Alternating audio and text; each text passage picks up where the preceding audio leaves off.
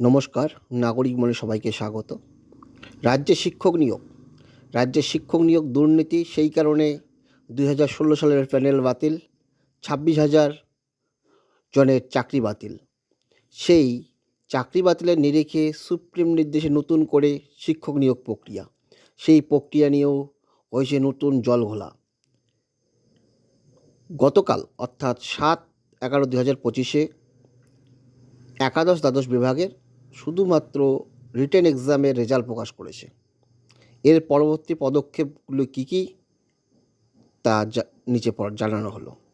শিক্ষক নিয়োগে পরবর্তী পদক্ষেপ: কত নম্বর পেলে ইন্টারভিউয়ে ডাকবে এসএসসি। লিখিত পরীক্ষায় প্রাপ্ত নম্বরের সঙ্গে যুক্ত হবে শিক্ষাগত যোগ্যতার নম্বর। সেখানে একজন প্রার্থী পেতে পারেন সর্বোচ্চ 10 নম্বর। আবার কাজের অভিজ্ঞতার ভিত্তিতেও তাদের নম্বর দেওয়া হবে, সেখানেও সর্বোচ্চ নম্বর 10। মোট নম্বরের উপর ভিত্তি করেই চাকরি প্রার্থীদের ডাকা হবে ইন্টারভিউয়ে। অর্থাৎ রিটেন 60 এবং আর 20 যোগ করে 80-র মধ্যে ইন্টারভিউ ডাকা হবে। আনন্দবাজার সূত্রে খবর। স্কুল সার্ভিস কমিশনের তরফে প্রকাশিত হয়েছে একাদশ দ্বাদশ শ্রেণীর শিক্ষক নিয়োগ পরীক্ষার ফল। এবার পালা নথি যাচাই ও ইন্টারভিউয়ের। কারা ডাক পাবেন ইন্টারভিউয়ে, কত নম্বর পেলে মিলবে সুযোগ। এসএসসি সূত্রে খবর, মোট 80 নম্বরের ভিত্তিতে তৈরি করা হবে ইন্টারভিউ ও ভেরিফিকেশনের তালিকা। শুক্রবার রাতে প্রকাশিত হয়েছে 60 নম্বরের লিখিত পরীক্ষার ফল। প্রযুক্তিগত সমস্যার জন্য অনেক প্রার্থী ফল দেখতে পারেননি, তবে কাজ চালিয়ে যাচ্ছে এসএসসি। লিখিত পরীক্ষায় প্রাপ্ত নম্বরের সঙ্গে যুক্ত হবে শিক্ষাগত যোগ্যতার নম্বর। সেখানে একজন প্রার্থী পেতে পারেন সর্বোচ্চ 10 নম্বর।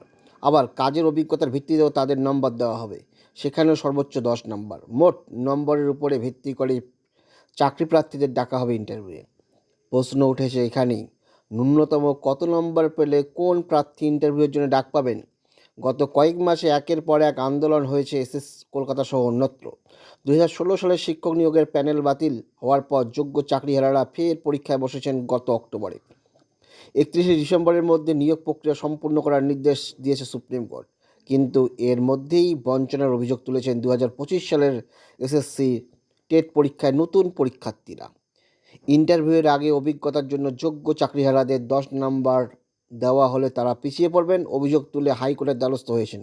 সেই মামলার নিষ্পত্তি না হলে নিয়োগ প্রক্রিয়া ফের থমকে যেতে পারে বলে আশঙ্কা করছেন অনেকেই। যোগ্য শিক্ষক শিক্ষিকা অধিকার মঞ্চের অন্যতম নেতা মেহবুব মণ্ডল বলেন, 60 নম্বরের মধ্যে কত নম্বর পেয়েছি তার থেকেও বেশি গুরুত্বপূর্ণ হয়ে উঠেছে শিক্ষাগত যোগ্যতা, অভিজ্ঞতার ভিত্তিতে পাওয়া নম্বর। এই 3টি নম্বর যোগ করে যারা সর্বোচ্চ নম্বর পাবেন তারাই ভেরিফিকেশনের জন্য ডাক পাবেন, তারাই ইন্টারভিউ পর্যন্ত পৌঁছাবেন। ফলে সমস্যা রয়েছে, আর মামলার কারণে নিয়োগ বানচালের আশঙ্কাও রয়েছে। এবার একাদশ দ্বাদশ শ্রেণীর জন্য শিক্ষক নিয়োগ পরীক্ষায় বসেছিলেন 2,29,606 জন। তাদের মধ্যে নম্বর বিন্যাসের ভিত্তিতে 1:6 অনুপাতে ভুল দেওয়া আছে, এখানে হবে 1.6:1 অনুপাতে প্রার্থীদের ডাকা হবে ভেরিফিকেশনের জন্য। কিন্তু ন্যূনতম কত নম্বর পেলে ডাক পাবেন একজন প্রার্থী, কমিশন সূত্রে খবর, তাদের বিধি অনুযায়ী বিষয়ভিত্তিকভাবে কত শূন্যপদ রয়েছে তার উপর নির্ভর করেছে কারা ডাক পাবেন। ধরা যাক কোনো বিষয়ে 10টি খালি থাকলে সেখানে ডাকা হবে 16 জনকে। যদি দেখা যায় ওই বিষয়ে 16 জন পরীক্ষার্থী 80 নম্বর পেয়েছেন, তাহলে 79 নম্বর পেলেও কোনো প্রার্থীকে ডাক পাবেন না। আবার যদি দেখা যায় 10টি শূন্যপদে যেখানে 16 জন প্রার্থীর ডাক পাওয়ার কথা, অথচ 30 জন পেয়েছেন 80 নম্বর, তাহলে 30 জনকে ডাকতে বাধ্য স্কুল সার্ভিস কমিশন। এক্ষেত্রে 1.6:1 অনুপাত মানা হবে না। ধন্যবাদ।